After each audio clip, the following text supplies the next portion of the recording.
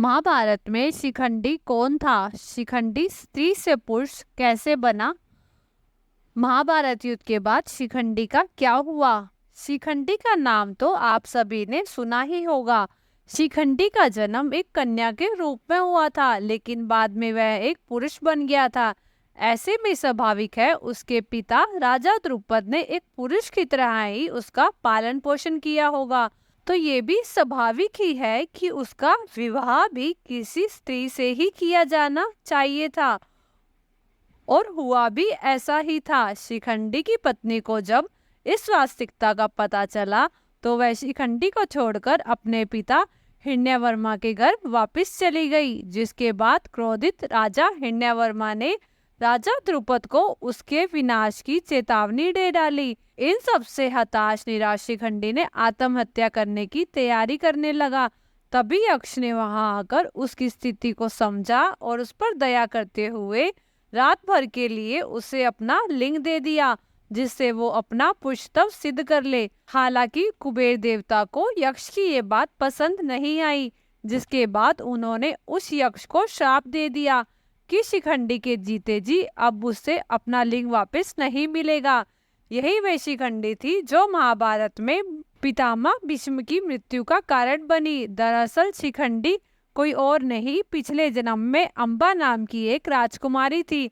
मान्यता के अनुसार ऐसा कहते हैं, महाभारत के उद्योग पर्व में शिखंडी के जीवन के बारे में पूरी जानकारी मिलती है। भीष्म दुर्योधन को बताते हैं, शिखंडी पूर्व जन्म में काशीराज की पुत्री अम्मा के रूप में जन्मी थी।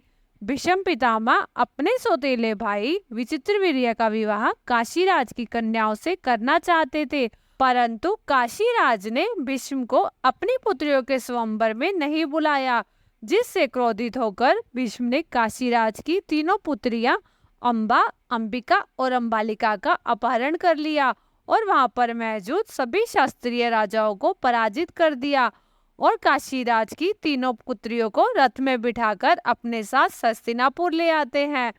अंबिका और अंबालिका तो विचित्रवीर्य से विवाह कर लेती हैं, परंतु अंबा विवाह करने से मना कर देती है। अंबा पितामह भीष्म को बताती है कि वो राजा शल्वराज से प्यार करती है और वो भी उससे प्यार करते हैं। अंबा की बात सुन भीष्म अंबा को राजा शल्वराज के पास भेज देते हैं, लेकिन राजा शल्वराज भीम के डर से उसे अपनाने से ये कहकर मना कर देते हैं कि तुम्हें अब दूसरे पुरुष ने स्पर्श कर लिया है, इसलिए मैं तुमसे अब विवाह नहीं कर सकता। अंबा वापस हस्तिनापुर आती है और विवाह का निवेदन करती है, परंतु विचित्रवीर्य उसे अस्वीकार कर देते हैं, जिसके बाद वो भीष्म के पास आती है, लेकिन भीष्म उसे विवाह करने से मना कर देते हैं, क्योंकि भीष्म ने आजीवन अविवाहित रहने की प्रतिज्ञा की थी। अपने अपमान से ग्रस्त अंबा प्रतिज्ञा करती है कि वह भीष्म का वध करवा के रहेगी, जिसके बाद अंबा परशुराम जी के पास आती है और उन्हें अपनी दुख भरी कहानी बताती है। अंबा जानती थी कि परशुराम ने प्रतिज्ञा ली है, वो उसके साथ युद्ध करेंगे जिसने सभी क्षत्रियों को युद्ध में हराया हो। अंबा परशुराम को बताती है कि भीष्म ने मेरे अपहरण के समय वहां मौजूद सभी राजाओं को युद्ध करके हराया था। अंबा की बात सुन परशुराम युद्ध के लिए तैयार हो जाते हैं। परशुराम ने भीष्म से युद्ध तो किया, परंतु परशुराम को निराशा ही हाथ लगी, क्योंकि भीष्म को इच्छा मृत्यु का वरदान प्राप्त था। इन सब से निराश अंबा भगवान शिव की तपस्या करने लगती है और उन्हें प्रसन्न करने के लिए भीष्म की मृत्यु का वरदान मांगती है। भगवान शिव उसे वरदान तो देते हैं, परंतु साथ में ये भी कहते हैं ये तुम्हारे अगले जन्म में ही संभव होगा, जिसके बाद अंबा तुरंत मृत्यु का वरण कर लेती है और यही कन्या पंचाल नरेश राजा द्रुपद के घर कन्या के रूप में जन्म लेती है, जो आकाशवाणी के अनुसार बाद में पुरुष में परिवर्तित हो जाती है। जब महाभारत युद्ध के 9 दिन बीत चुके थे और पांडव भीष्म का वध नहीं कर पा रहे थे, जिससे सारे पांडव घबरा जाते हैं और खुद पांडव भीष्म के सामने हाथ जोड़कर उनसे उनके वध का उपाय पूछते हैं। भीष्म थोड़ा सोच विचार कर खुद बताते हैं कि शिखंडी को आगे करके उनका वध करे। दूसरे दिन जब शिखंडी को आगे करके अर्जुन व अन्य पांडव भीष्म से युद्ध करते हैं तो भीष्म शिखंडी पर तो कोई बाण नहीं चलाते, लेकिन अर्जुन पर लगातार हमले करते हैं। युद्ध के क्षेत्र में शिखंडी को सामने खड़ा देख भीष्म अपने अस्त्र त्याग देते हैं, क्योंकि भीष्म ने प्रतिज्ञा करी थी कि वो किसी भी स्त्री से युद्ध नहीं लड़ेंगे।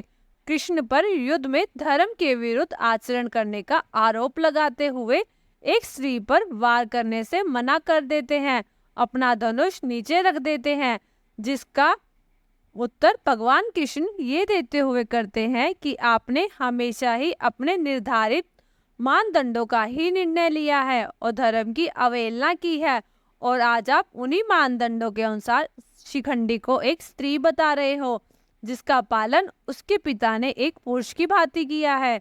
श्री कृष्ण भीष्म को यह तक कहते हैं, शिखंडी के पास यक्ष का दिया हुआ पुरुषलिंग अभी भी है। शिखंडी अपने सामने रथ पर खड़े भीष्म पर लगातार तीरों से वार करती है, लेकिन सभी तीर भीष्म के कवच से टकराकर नीचे गिर जाते हैं, क्योंकि शिखंडी के तीरों में इतनी शक्ति नहीं थी कि वे भीष्म की छाती को छेद पाते। तब अर्जुन भीष्म पर तीर से वार करते हैं और एक के बाद एक तीर छोड़ते हैं, लेकिन भीष्म ये नहीं समझ पाते कि वस्तुतः तीर किसके हैं, जिस कारण अर्जुन के चलाए तीर भीष्म को छलनी कर देते हैं और जिस कारणवश भीष्म को बाणों की शैया मिलती है। वीडियो अच्छी लगी तो वीडियो को लाइक और शेयर जरूर करें और ऐसी ही वीडियो देखने के लिए हमारे चैनल को सब्सक्राइब जरूर करें। राधे राधे।